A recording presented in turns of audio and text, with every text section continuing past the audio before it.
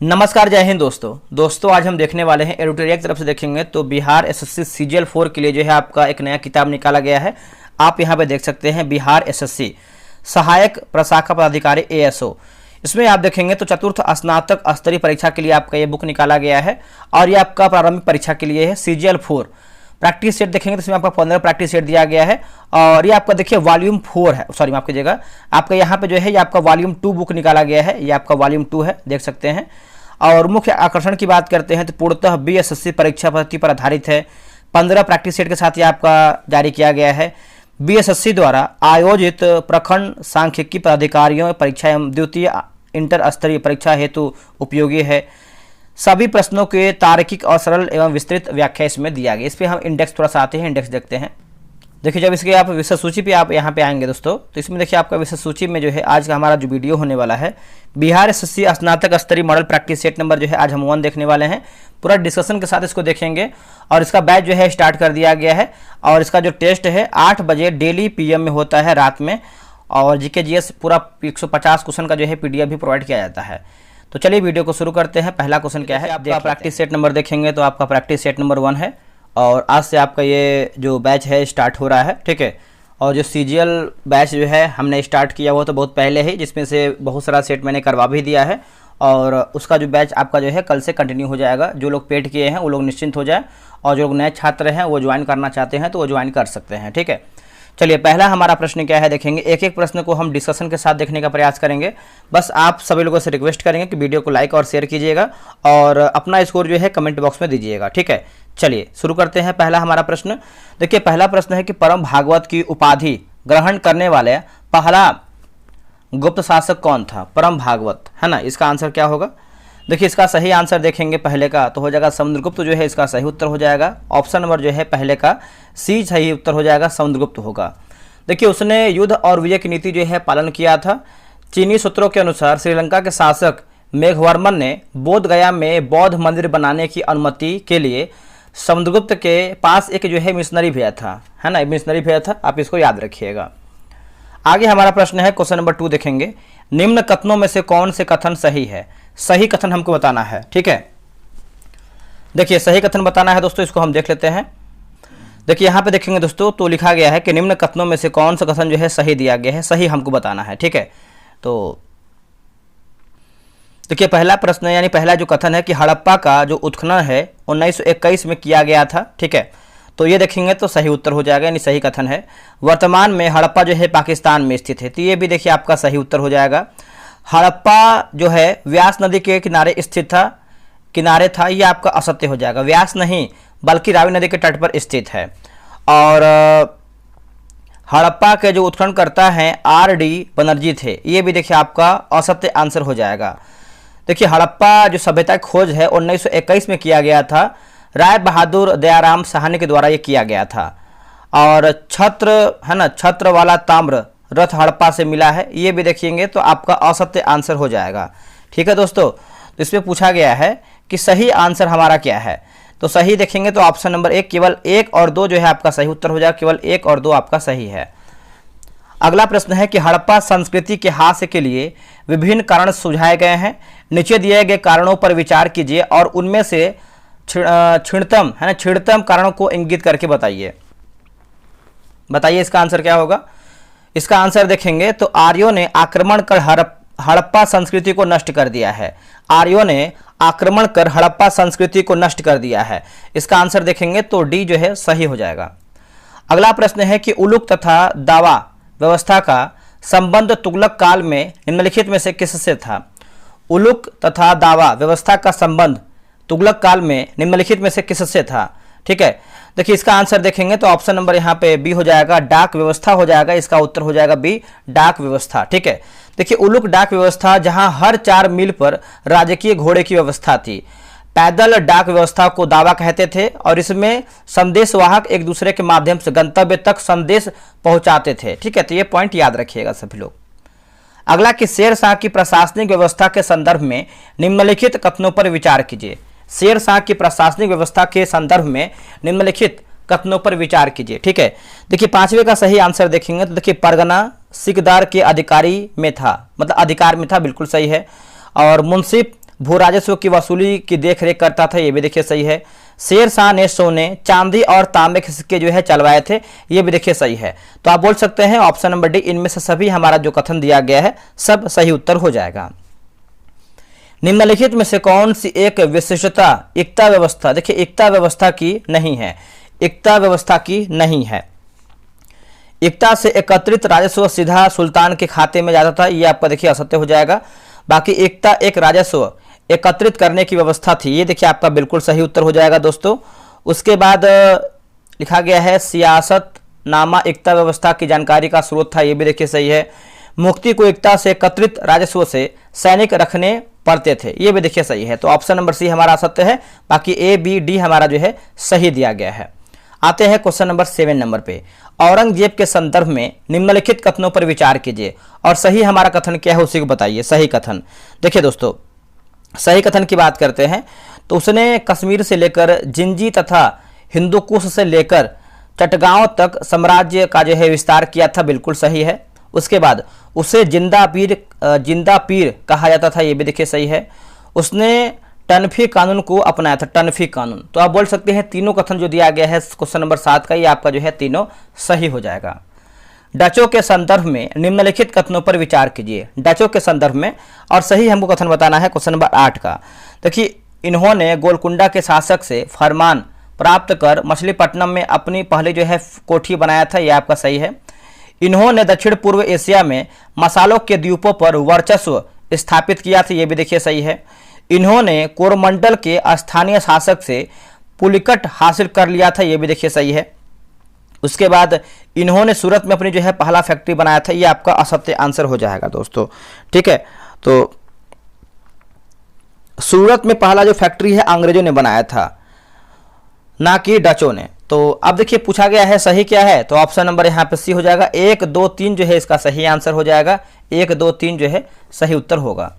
आगे बढ़ते हैं, अगला हमारा प्रश्न है कि 1857 की क्रांति के धार्मिक, है ना, 1857 के क्रांति के धार्मिक कारणों के संबंध में दोस्तों यहाँ पे देखेंगे तो बैच स्टार्ट किया गया है, ये आपका सीजीएल का बैच है। और आपको हम यहाँ पे बता दें दोस्तों कि इसमें आप देखेंगे तो बिहार एसएससी सीजीएल 4 के लिए बैच स्टार्ट किया गया है। 60 दिन 60 प्रैक्टिस सेट, आपको पता है इसमें बहुत सारा सेट जो है करवा भी मैंने दिया है। अब देखिए इसमें देखेंगे तो हमने जो है करीबन 38 प्रैक्टिस सेट करवा दिया है 60 में से, बहुत सारा प्रैक्टिस सेट अभी बाकी है, ठीक है। तो अब देखिए यहाँ पे आप लोग बोलेंगे सर मेरा तो सेट बहुत सारा छूट गया है, ये 23 मार्च से शुरू है, लेकिन इसमें सेट जो है बहुत दिन से रुका हुआ था क्योंकि नया किताब कोई बढ़िया नहीं आया हुआ था। तो अभी देखेंगे तो एडिटोरियल जो है आपका नया किताब आ गया, जो कि अभी हम वीडियो बना के आपको दे रहे हैं। सारा सेट का पीडीएफ मिलेगा, सारा टेस्ट का आपको सोल्यूशन मिलेगा, और आपको बैच में जो भी क्वेश्चन होता है आपको 8 PM में करवाएंगे। टेस्ट का क्या विशेषता है, कैसे टेस्ट में आपका होता है, तो अगर हम टेस्ट की जानकारी की बात करें तो डेली आपको एक टेस्ट होगा जीएस का। टेस्ट आपको जो है टेलीग्राम पे होगा, क्यूज बोर्ड से होगा। 150 क्वेश्चन का फुल पीडीएफ मिलेगा, और जो क्वेश्चन का पीडीएफ होता है, जो उसको व्याख्या होता है, वो भी आपको पीडीएफ मिलेगा। रैंक लिस्ट मिलेगा टेस्ट का, और संडे को टेस्ट आपको ऑफ रहेगा। टेस्ट की टाइमिंग की बात करते हैं तो आपका डेली 8 PM में होता है। और फी की बात करते हैं तो 149 रुपये फी रखा गया है। आप बोलेंगे सर मेरा तो बहुत सारा छूट गया, कैसे मिलेगा? उसके लिए निश्चिंत रहिएगा, जो भी पीडीएफ छूट गया है आपको सारा पीडीएफ मिल जाएगा, सॉल्यूशन के साथ पीडीएफ मिलेगा। कैसे आप ज्वाइन कर सकते हैं, तो यहाँ पे क्यूआर दिया गया है, क्यूआर पेमेंट कीजिए, इसका स्क्रीनशॉट ले लीजिए आप सभी लोग, और 149 रुपये पेमेंट करने के बाद जब पेमेंट कर लीजिएगा तो यहाँ पे देखिए एक नंबर दिया गया है 6387098070 पर जो है पेमेंट का स्लिप भेजिएगा, और मेरे भाई 24 घंटा वेट कीजिएगा, उसके अंदर ही आपको ऐड कर देंगे। अगर आपको 24 घंटा पार जाता है तभी आप कॉल या मैसेज कीजिएगा, आपको ग्रुप में ऐड किया जाएगा, वैसे पहले ही आपको ऐड कर देंगे। टाइम आपके पास कम है, एग्जाम इसका देखिए होने वाला है, तो जितना पीडीएफ है सब आपको मिल जाएगा, उसके लिए आप निश्चिंत रहिएगा। टेस्ट ज्वाइन कीजिए, अपने आप को बेहतर कीजिए। और हाँ, दृष्टि का भी बैच आ गया है, उसको भी ज्वाइन कर लीजिए। हिस्ट्री का आया हुआ है और आपका साइंस का भी आया हुआ है। शुरू करते हैं क्वेश्चन को। नीचे दिए गए कथनों पर विचार कीजिए और सही कथन क्या है उसको बताइए। दोस्तों सही कथन के बारे में पूछ रहा है, तो ईसाई मशीनरियों द्वारा हिंदू तथा इस्लाम धर्म पर जो है तीखा प्रहार करना, ठीक है, तो ये देखेंगे तो आपका सही हो, मतलब सही है। मंदिर और मस्जिदों की जमीनों पर जो है कब्जा, मतलब जमीनों पर जो है कर लगाना, जमीनों पर, मंदिर और मस्जिदों की जमीनों पर कर लगाना। ब्रिटिश सरकार द्वारा भारतीय समाज सुधारकों की सलाह पर सामाजिक कुरीतियों के विरुद्ध जो है कानून बनना। तो आप बोल सकते हैं तीनों कथन जो दिया गया है 9 का ऑप्शन नंबर डी हो जाएगा, सब हमारा कथन जो है सही हो जाएगा। ठीक है, याद रखिएगा सभी लोग। निम्नलिखित में से देखिए ये सब स्टेटमेंट बेस्ड जो आपका प्रश्न है क्यों अधिकार है, क्योंकि अब ये एग्जाम का डिमांड हो गया है, मतलब एग्जाम में यही सब आपका प्रश्न पूछ रहा है। ठीक है, और हम भी जो आपको प्रश्न करा जैसे देखेंगे तो स्पीडी करंट अफेयर हो गया, उसके बाद आप देखेंगे तो दृष्टि साइंस है, दृष्टि हिस्ट्री है, पॉलिटी का भी आने वाला है, जियोग्राफी का भी आने वाला है, सीजीएल का बैच देखिए आपका चल रहा है। साथ में देखेंगे तो लूसेंट सिलेक्शन बैच 4.0 वो भी आपका बैच बहुत जल्द मतलब 1 हफ्ता के अंदर जो है आ जाए, क्वेश्चन बन रहा है। समय दीजिए, इस बार अच्छा कराएंगे, बहुत बेहतर कराएंगे और सिलेक्शन आपका लूसेंट से ही होगा। ठीक है, तो 10 की बात करते हैं तो देखिए क्वेश्चन नंबर यहाँ पे 10 दिया गया है कि निम्नलिखित में से कौन ब्रिटिश नीतियों के कारण भारत के विऔद्योगिकरण के लिए जो है उत्तरदायी था। देखिए लिखा गया है गुमास्ता के माध्यम से ब्रिटिश कंपनी का हस्तक्षेप, ये देखिए सही है। देसी राजाओं तथा राजघरानों का पतन, ये भी देखिए सही है। भारतीय व्यापारियों के विरुद्ध भेदभावपूर्ण नीतियां, तो आप बोल सकते हैं ऑप्शन नंबर सी 1, 2, 3 जो है इसका सही आंसर हो जाएगा, 1, 2, 3। ईश्वर चंद्र विद्यासागर के संबंध में निम्न कथनों पर विचार कीजिए। ठीक है, इसमें देखिए सही बताना है, सत्य यानी का सही हमारा कथन क्या है। देखिए उन्होंने संस्कृत कॉलेज गैर ब्राह्मण विद्यार्थियों के लिए भी खोल दिए, तो ये देखिए आपका सही हो जाएगा। इन्होंने विधवा पुनर्विवाह का समर्थन किया तथा इसके लिए सफल आंदोलन भी चलाया था, ये भी देखिए सही है। इन्होंने बाल विवाह तथा बहुविवाह पर जो है समर्थन किया था, ये आपका सत्य हो जाएगा, समर्थन नहीं किया था। तो इसका आंसर हो जाएगा ऑप्शन नंबर बी होगा, 1 और 2 जो है इसका सही उत्तर हो जाएगा, 1 और 2 जो है इसका सही उत्तर हो जाएगा। चलिए आगे बढ़ते हैं कि प्रथम बार संघर्ष के तरीकों के रूप में स्वदेशी एवं बहिष्कार किसके दौरान जो है अपनाया गया था, बताइए इसका आंसर क्या होगा। क्वेश्चन नंबर 12 का देखेंगे तो बंगाल विभाजन हो जाएगा, इसका उत्तर हो जाएगा सी, और ये आपका 1905 में किया गया था बंगाल विभाजन। ठीक है, 20 जुलाई 1905 को घोषित किया गया था बंगाल विभाजन के विरुद्ध, मतलब विरोध में जो है 1905 को अगस्त 1905 को स्वदेशी आंदोलन की जो है शुरुआत किया गया था। चलिए आगे बढ़ते हैं। ऑल इंडिया हरिजन संघ की स्थापना 1932 में किसके द्वारा दोस्तों जो है किया गया था, तो ये किसके द्वारा जो है किया गया था, तो ये किया गया था महात्मा गांधी के द्वारा। इसका आंसर हो जाएगा 13 का ऑप्शन नंबर सी होगा, महात्मा गांधी। ठीक है, आप इसको याद रखिएगा, आप इसको भूलिएगा नहीं। वर्ष 1932 में महात्मा गांधी द्वारा अस्पृश्यता निवारण संघ का गठन किया गया, जिसका नाम 1933 में ऑल इंडिया हरिजन संघ जो है कर दिया गया। भारत में निम्नलिखित में से कौन सी नदी घाटी कोयले के भंडारों से समृद्ध है, कोयले के भंडारों से समृद्ध है, तो ये हो जाएगा क्वेश्चन नंबर 14 का देखेंगे तो जिससे महानदी नदी घाटी, दामोदर नदी घाटी, सोन नदी घाटी, इनमें से देखेंगे तो सभी ऑप्शन सही है। निम्नलिखित कथनों पर विचार कीजिए और इसमें देखिए सत्य यानी सही हमको कथन बताना है। आंतरिक प्रवास देशों के अंदर जनसंख्या के वितरण को प्रभावित नहीं करता है, ये देखिए आपका असत्य हो जाएगा। ग्रामीण क्षेत्रों से जनसंख्या प्रवास के लिए अपकर्षण कारक जिम्मेदार होता है, ये देखिए सही है। वर्ष 2011 में भारत का नगरीय जनसंख्या प्रतिशत 31.80% था, यानी प्रतिशत है, तो बोल सकते हैं ऑप्शन नंबर यहाँ पे सी हो जाएगा, 2 और 3 जो है इसका सही आंसर हो जाएगा, 2 और 3 सही है। नेक्स्ट प्रश्न है कि बिहार के किस जिले में अभ्रक का भंडार है दोस्तों, बिहार के कौन से जिले में अभ्रक का भंडार है, तो ये गया हो जाएगा। ठीक है, इसका आंसर देखेंगे तो 16 का सी उत्तर हो जाएगा, गया हो जाएगा। अगला कि चंबल नदी पर राणा प्रताप सागर जल विद्युत परियोजना किस राज्य में स्थित है, दोस्तों ये कौन से राज्य में स्थित है, तो ये आपको राजस्थान में देखने को मिलता है, इसका आंसर हो जाएगा बी, राजस्थान में ये देखने को मिलता है। पृथ्वी की उत्पत्ति के संदर्भ में या फिर संबंध में निम्न कथनों पर विचार कीजिए। उत्पत्ति के संबंध में पूछ रहा है, तो इसमें देखिए पूछ लेते हैं, देख लेते हैं असत्य है कि सत्य है। इसमें देखेंगे तो आपका असत्य पूछा गया, यानी हमारा गलत आंसर क्या है। ठीक है, चलिए पढ़ते हैं इसको अच्छे तरीके से। पृथ्वी की उत्पत्ति के संबंध में जर्मन दार्शनिक इमैनुअल कांट ने वायवय के जो राशि है परिकल्पना को प्रस्तुत किया है, देखिए सही है। और चैम्बरलेन तथा मोल्टन ने पृथ्वी की उत्पत्ति के संबंध में निहारिका परिकल्पना को प्रस्तुत किया था, ये देखिए आपका असत्य हो जाएगा। ठीक है, तो असत्य ही पूछा गया है। उसके बाद तीसरा है कि सर हेराल्ड जेफरे के अनुसार पृथ्वी की उत्पत्ति जो है ज्वारीय परिकल्पना से हुआ है, ये देखिए आपका सही है। तो असत्य की बात करते हैं तो केवल दूसरा हमारे यानी ऑप्शन नंबर देखेंगे तो बी हमारा जो है सही हो जाएगा। निम्नलिखित कथनों पर विचार कीजिए और सत्य यानी सही हमारा क्या है, सही बताना है दोस्तों। देखिए, केरल, उड़ीसा और पश्चिम बंगाल में लैगून और प्लाया में धरातलीय जल संसाधन जो है उपलब्ध है, ये आपका देखिए सही है। धरातलीय व भौम जल का सबसे अधिक उपयोग जो है उद्योगों में होता है, ये आपका सत्य है। धरातलीय जल के मुख्य स्रोत नदियां, झील व तालाब हैं, ठीक है। तो आप बोल सकते हैं सत्य पूछा गया है, तो आपका हो जाएगा ऑप्शन नंबर सी, 1 और 3 जो है इसका सही आंसर हो जाएगा। 1 और 3 सही उत्तर हो जाएगा 19 नंबर का। आगे बढ़ते हैं। देखिए, स्टेटमेंट बेस कितना अच्छा खासा प्रश्न है, ये देखिए सेट होता है। अब पता है ऐसा क्यों किया जा रहा है, क्योंकि अब एग्जाम में ऐसे ही प्रश्न आ रहा है, तो मेरे भाई सेट में तो ऐसा प्रश्न डालना ही पड़ेगा, और ऐसे ही प्रश्न हम भी डाल रहे हैं, चाहे आपका दृष्टि हो। एक बार आप पीडीएफ देखा कीजिए, डिस्क्रिप्शन में आपको टेलीग्राम का लिंक मिलेगा, आप उसको ज्वाइन कीजिए और पीडीएफ अपने अनुसार तसल्ली से देखिए, ठीक है। निम्न में से कौन सी भौगोलिक दशाएं चाय की खेती के लिए अनुकूल हैं? निम्न में से कौन सी भौगोलिक दशाएं चाय की खेती के लिए अनुकूल हैं? तो देखिए, आपका पर्वतीय ढाल वाली भूमि होगा, अम्लीय मिट्टी होगा, उसके बाद सुवितरित वर्षा, गर्म एवं आर्द्र जलवायु। तो बोल सकते हैं ऑप्शन नंबर डी, इनमें से सभी हमारा जो कथन है सही है। भारत का महान्यायवादी किसके द्वारा नियुक्त किया जाता है? सभी को पता है भारत का जो महान्यायवादी होता है ये भारत के राष्ट्रपति के द्वारा नियुक्त होता है, इसका आंसर हो जाएगा बी। अनुच्छेद 76 के क्लॉज 1 में भारत के महान्यायवादी की नियुक्ति का वर्णन किया गया है और इसकी नियुक्ति जो है राष्ट्रपति करता है, ठीक है। धन विधेयक पेश किया जा सकता है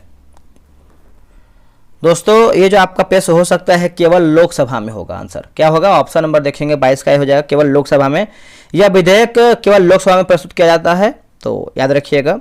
और अनुच्छेद की बात करें धन विधेयक के बारे में, तो अनुच्छेद 110 में है, अनुच्छेद 110, ठीक है। नेक्स्ट हमारा कि भारत का प्रधानमंत्री किसके प्रति जवाबदेह होता है? भारत का प्रधानमंत्री जो है किसके प्रति जवाबदेह होता है दोस्तों? ये होता है लोकसभा के प्रति, ठीक है। इसका आंसर हो जाएगा सी, लोकसभा के प्रति होता है। संविधान के अनुच्छेद 75 में प्रधानमंत्री की चर्चा किया गया है। प्रधानमंत्री का कार्यकाल 5 वर्षों का होता है तथा वे सामान्यतः लोकसभा में बहुमत दल के नेता होता है। केंद्र सरकार में उच्चतम नागरिक सेवा अधिकारी कौन है? केंद्र सरकार में उच्चतम नागरिक सेवा के अधिकारी कौन है? देखिए, इसका आंसर हो जाएगा 24 नंबर का मंत्रिमंडल सचिव हो जाएगा, इसका उत्तर हो जाएगा बी, मंत्रिमंडल सचिव जो है इसका सही उत्तर हो जाएगा। उच्चतम न्यायालय की व्यवस्था के अनुसार निजी भवनों के ऊपर राष्ट्रीय झंडे को फहराना डैश के तहत एक नागरिक का मौलिक अधिकार है। देखिए, इसका आंसर देखेंगे 25 का, तो संविधान का अनुच्छेद 19 का 1 का क्लॉज ए हो जाएगा। इसका आंसर देखेंगे 25 का, तो बी जो है इसका सही उत्तर हो जाएगा। चलिए आगे बढ़ते हैं। भारत में ब्लॉक स्तर पर बनी पंचायत समिति केवल है? भारत में ब्लॉक स्तर पर बनी पंचायत समिति केवल है दोस्तों, तो प्रशासनिक पदाधिकारी हो जाएगा। इसका आंसर देखेंगे 26 का, तो डी जो है सही होगा। किस अनुच्छेद के अनुसार भारत के राष्ट्रपति द्वारा राष्ट्रीय आपातकाल की घोषणा की जा सकती है? किस अनुच्छेद के अनुसार भारत के राष्ट्रपति द्वारा राष्ट्रीय आपातकाल की घोषणा की जा सकती है? 27 का आंसर देखेंगे तो अनुच्छेद 352 जो है इसका सही उत्तर हो जाएगा, अनुच्छेद 352, ठीक है। भारत के मतलब संविधान के भाग 18 के अंतर्गत 352 से 360 के मध्य जो है आपातकाल का उल्लेख किया गया है ना, याद रखिएगा। एक गैर सदस्य के रूप में संसद के किसी एक सदन की कार्यवाही में भाग ले सकता है? कार्यवाही में भाग ले सकता है, तो ये हो जाएगा महान्यायवादी हो जाएगा दोस्तों। इसका आंसर हो जाएगा सी, महान्यायवादी, ठीक है। तो आप इसको याद रखिएगा, भूलिएगा नहीं। भारत के संविधान में मौलिक कर्तव्य किस संविधान संशोधन के द्वारा दोस्तों जो है जोड़ा गया है? तो इसका आंसर देखेंगे 29 नंबर का, तो हो जाएगा 42वां संविधान संशोधन। ऑप्शन नंबर देखेंगे 29 का जो है बी सही आंसर हो जाएगा। निम्नलिखित में से कौन सा वैश्वीकरण में सम्मिलित नहीं है? इनमें से कौन सा वैश्वीकरण में सम्मिलित नहीं है? तो इसका आंसर क्या हो जाएगा? देखिए, इसका आंसर हो जाएगा सार्वजनिक क्षेत्र की इक्विटी का विनिवेश। सार्वजनिक क्षेत्र की इक्विटी का विनिवेश, आंसर देखेंगे तो डी हो जाएगा। भारत में पहली पंचवर्षीय योजना निम्नलिखित में से किस मॉडल पर आधारित था? भारत में जो पहला पंचवर्षीय योजना है ये आपका 1951 में हुआ था, ये पॉइंट याद रखिएगा। और इसका उत्तर हो जाएगा Harold Domar model. Harold Domar model option number जो है 31 का, तो ए जो है इसका सही उत्तर हो जाएगा। 1951 से 56 के बीच में ये आपका चला था, 56 के बीच में। आगे बढ़ते हैं। भारत में मूल्य वर्धित कर संग्रह की प्रणाली के संदर्भ में निम्नलिखित कथनों पर विचार कीजिए और सही हमारा कथन क्या है उसी को बताइए, ठीक है। देखिए दोस्तों, यह एक बहु बिंदु कर संग्रह है। यह आपका देखिए बिल्कुल सही हो जाएगा। यह कर पर लगाने की अनुमति देता है, यह गलत हो जाएगा। यह अल्पावधि के लिए मुद्रास्फीति को बढ़ाता है, ये भी आपका सत्य है। इसे गरीब समर्थक कर जो है प्रणाली कहा जाता है। ठीक है, तो 32 का आंसर देखेंगे तो ऑप्शन नंबर सी 1 और 4 जो है सही उत्तर हो जाएगा, 1 और 4। निम्नलिखित में से कौन MS एक्सेल में वर्कशीट के एकदम दाएं स्थान पर दिखाई देता है? इनमें से कौन MS एक्सेल में वर्कशीट के एकदम दाएं स्थान पर दिखाई देता है? इसका उत्तर हो जाएगा वर्टिकल स्क्रॉल बार। वर्टिकल स्क्रॉल बार हो जाएगा, जो कि ऊपर होता है ना, तो आप इसको याद रखिएगा। यदि आप MS वर्ड में Ctrl+A की जो है दबा रहे हैं तो आप क्या करने का प्रयास कर रहे हैं? तो आपको पता है Ctrl+A है ना, तो इसका आंसर हो जाएगा ऑप्शन नंबर ए, सभी टेक्स्ट को सेलेक्ट करना है ना, ऑल बोल सकते हैं। 34 का ऑप्शन नंबर यहाँ पे ए सही उत्तर हो जाएगा। आगे बढ़ते हैं। निम्नलिखित में से कौन तबला वाद्ययंत्र वादक से संबंधित है? निम्नलिखित में से कौन तबला वाद्ययंत्र के वादक से संबंधित है? तबला वाद्ययंत्र, देखिए इसका आंसर देखेंगे 35 का तो हो जाएगा जाकिर हुसैन है ना, इसका उत्तर हो जाएगा बी जाकिर हुसैन। वही अगर हम बात करते हैं तो सितार की बात करते हैं पंडित रविशंकर हो जाएंगे। उसके बाद बांसुरी की बात करते हैं तो हरिप्रसाद चौरसिया। सरोद की बात करते हैं तो अमजद अली खां। पुस्तक मुद्रित करने वाला प्रथम देश निम्नलिखित में से कौन सा है? पुस्तक मुद्रित करने वाला प्रथम देश निम्नलिखित में से कौन सा है? तो इसका आंसर क्या हो जाएगा बताइएगा। देखिए इसका सही आंसर हो जाएगा ऑप्शन नंबर ए, चीन जो है सही उत्तर हो जाएगा, चीन। और बात करते हैं कि पुस्तक मुद्रित करने वाला प्रथम देश आपका चीन है। कागज मुद्रित करने वाला जो आपका प्रथम देश है वो भी आपका चीन ही है। ठीक है, आगे बढ़ते हैं। खेल प्रशिक्षण के क्षेत्र में दिया जाने वाला पुस्तक निम्नलिखित में से कौन सा है? दोस्तों निम्नलिखित में से देखेंगे तो हो जाएगा द्रोणाचार्य पुरस्कार हो जाएगा, इसका आंसर हो जाएगा सी द्रोणाचार्य पुरस्कार। और इसका जो पुरस्कार राशि होता है आपका 15 लाख जो है यहाँ पे दोस्तों इसका जो है राशि मिलता है। और अर्जुन पुरस्कार की बात करते हैं तो ये भी आपका खेल के क्षेत्र में दिया जाता है। और अर्जुन में भी देखिए आपके 15 लाख हो जाएगा दोस्तों, 15 लाख हो जाएगा। और क्या है, राजीव गांधी खेल रत्न पुरस्कार, इसमें 15 लाख। और ध्यानचंद्र पुरस्कार की बात करते हैं तो इसमें 10 लाख। एक सेकेंड, राजीव गांधी में देखिए 15 लाख नहीं होगा दोस्तों, राजीव गांधी में जो है 25 लाख का राशि मिलता है, 25 लाख का। लाल बहादुर शास्त्री अंतर्राष्ट्रीय हवाई अड्डा कहाँ पे है? दोस्तों लाल बहादुर शास्त्री अंतर्राष्ट्रीय LBS बोल सकते हैं, तो इसका आंसर हो जाएगा ऑप्शन नंबर बी, वाराणसी में आपको ये देखने को मिलता है, option number B. Jayaprakash Narayan अंतर्राष्ट्रीय हवाई अड्डा की बात करते हैं तो ये पटना में है। चौधरी चरण सिंह अंतर्राष्ट्रीय हवाई अड्डा जो है लखनऊ में देखने को मिलता है। उसके बाद नेताजी सुभाष चंद्र बोस हवाई अड्डा की बात करते हैं तो ये कोलकाता में देखने को मिलता है। समुद्री वातावरण में मुख्य प्राथमिक उत्पादक होते हैं।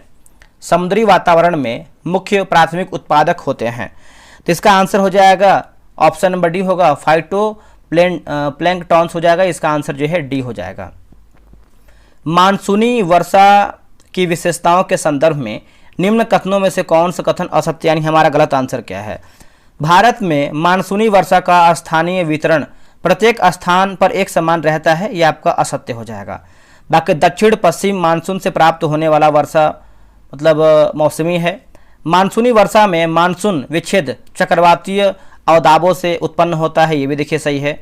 मानसूनी वर्षा उच्चावच तथा भू आकृति द्वारा जो है नियंत्रित होता है, ये भी आपका सही है। स्वच्छ वायु सर्वेक्षण पुरस्कार 2024 के तहत निम्नलिखित में से कौन सा शहर श्रेणी 1 में पहला स्थान जो है प्राप्त किया है? तो यह आपका इंदौर हो जाएगा। ठीक है, इसका उत्तर हो जाएगा ए इंदौर, याद रखिएगा, भूलिएगा नहीं।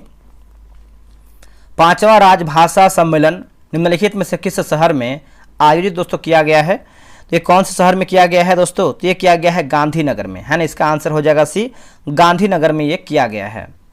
निम्नलिखित में से किस राज्य सरकार द्वारा मुख्यमंत्री महिला रोजगार योजना की शुरुआत किया गया है? मुख्यमंत्री महिला रोजगार योजना। ठीक है, देखिए इसका आंसर देखेंगे तो बिहार जो है इसका सही आंसर हो जाएगा, 43 का हो जाएगा, ऑप्शन नंबर सी बिहार होगा।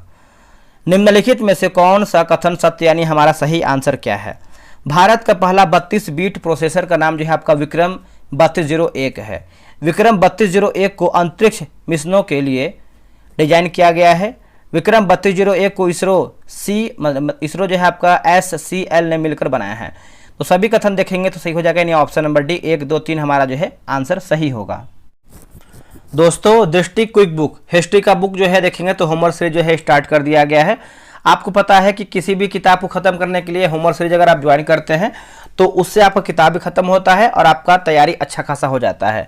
ये सभी परीक्षा के लिए उपयोग है, कोई एक एग्जाम को टारगेट नहीं किया गया है, क्योंकि दृष्टि जो किताब होता है अपने आप में एक रामबाण साबित होता है। आप यहाँ देख सकते हैं आपका नया किताब है, 7वां संस्करण होने वाला है, ठीक है। अब यहाँ पे देखिए कैसे हम टेस्ट को कराते हैं। वैसे अगर हम बात करते हैं तो टेस्ट आपका जो 1 जून से स्टार्ट हो चुका है।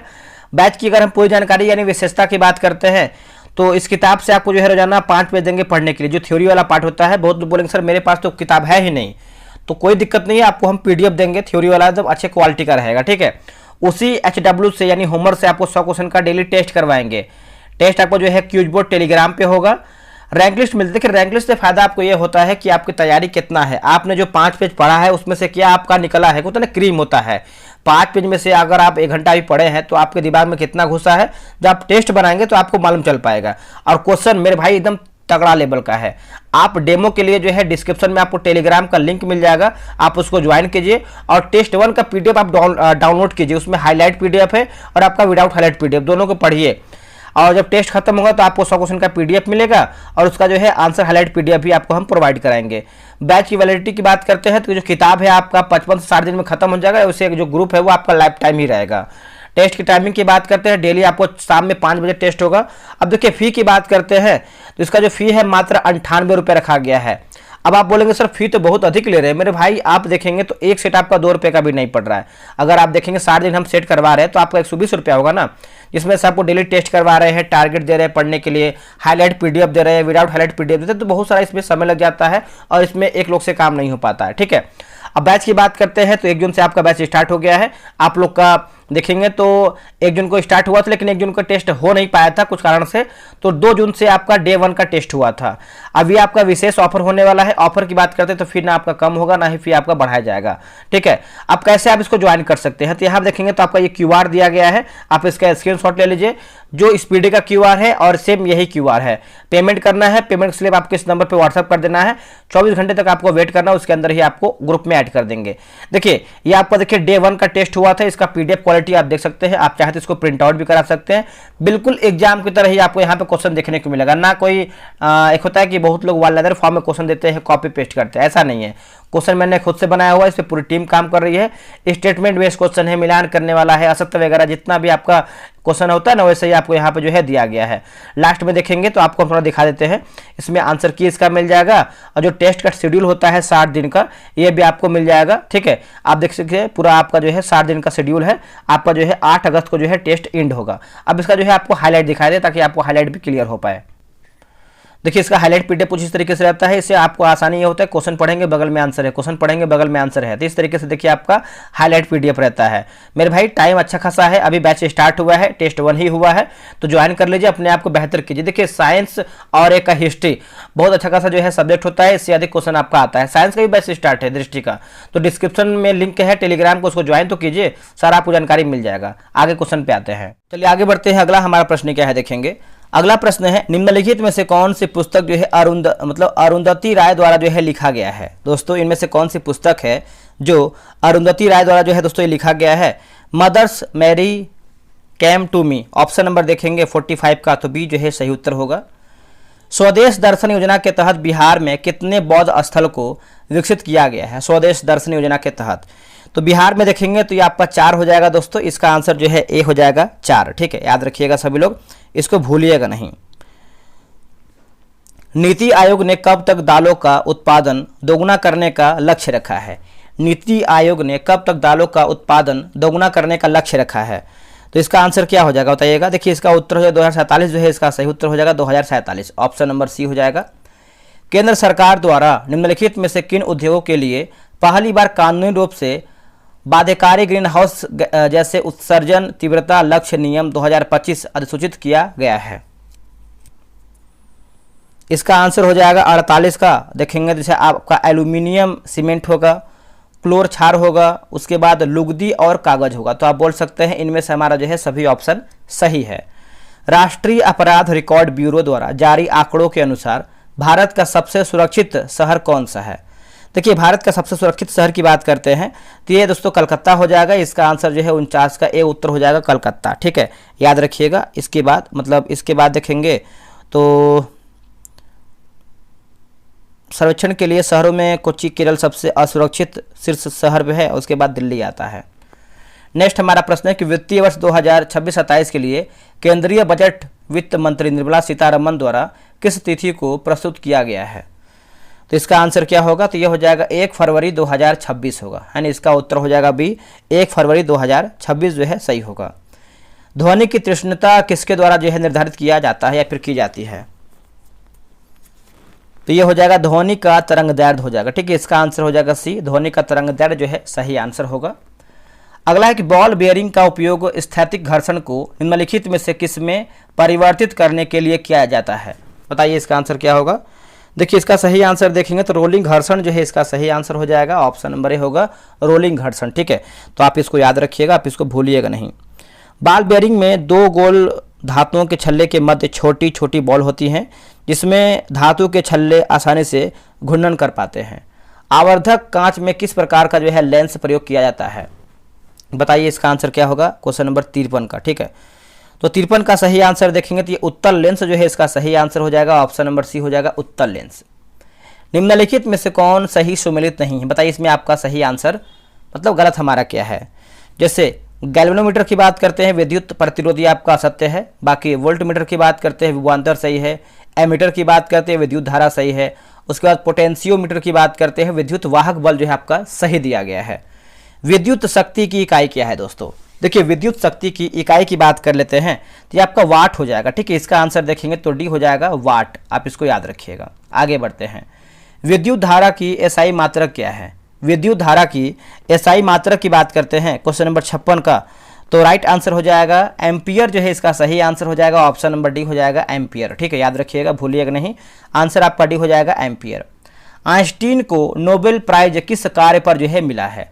आइंस्टीन को नोबेल प्राइज किस कार्य पर मिला है? तो इसका आंसर हो जाएगा डी, विद्युत प्रकाश विद्युत प्रभाव हो जाएगा। इसका आंसर हो जाएगा डी, प्रकाश विद्युत प्रभाव जो है इसका सही उत्तर हो जाएगा। अगला है कि अम्ल धातु कार्बोनेट से अभिक्रिया कर डैश गैस जो है मुक्त करते हैं। अम्ल धातु कार्बोनेट से अभिक्रिया कर गैस मुक्त करते हैं। देखिए 58 का सही आंसर देखेंगे तो राइट आंसर जो है 58 का बी हो जाएगा। CO2 जो है इसका सही उत्तर हो जाएगा। ऑप्शन नंबर बी हो जाएगा CO2। ठीक है, तो आप इसको याद रखिएगा, भूलिएगा नहीं। आगे बढ़ते हैं। अगला है कि HOOCCOOH को कौन सा अम्ल जो है कहा जाता है? इसको हम कौन से अम्ल कहते हैं? कई बार एग्जाम में और सेट्स में देखने को ये क्वेश्चन मिलता है। तो इसको जो है लिखा गया है ऑक्सेलिक अम्ल यानी ऑक्जेलिक अम्ल इसको बोलते हैं। 59 का देखेंगे तो ऑप्शन नंबर जो है बी होगा। ऑक्सेलिक एसिड का जो रासायनिक सूत्र होता है C2H2O4 होता है। ठीक है, याद रखिएगा सभी लोग, इसको भूलिएगा नहीं। हीरे और ग्रेफाइट के बारे में निम्नलिखित में से कौन सा कथन सत्य यानी हमारा सही क्या है? सही की बात करते हैं, देखिए इनमें से कोई भी नहीं आपका सत्य है। आंसर आपका डी होगा। देखिए, हीरा एवं ग्रेफाइट दोनों ही कार्बन के अनुरूप हैं। हीरा एवं ग्रेफाइट की क्रिस्टलीय संरचना अलग अलग होती है। हीरा में विशेष प्रकार की क्रिस्टलीय संरचना होती है जिससे हीरा ग्रेफाइट से कई गुना कठोर होता है।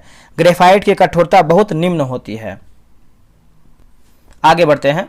उत्कृष्ट धातुओं के संदर्भ में निम्न वाक्यों पर विचार कीजिए। सही कथन क्या है उसको बताना है ना। देखिए 61 का आंसर देखेंगे तो जैसे उत्कृष्ट धातुएं प्रकृति में शुद्ध रूप में प्राप्त होती हैं, ये आपका सही है।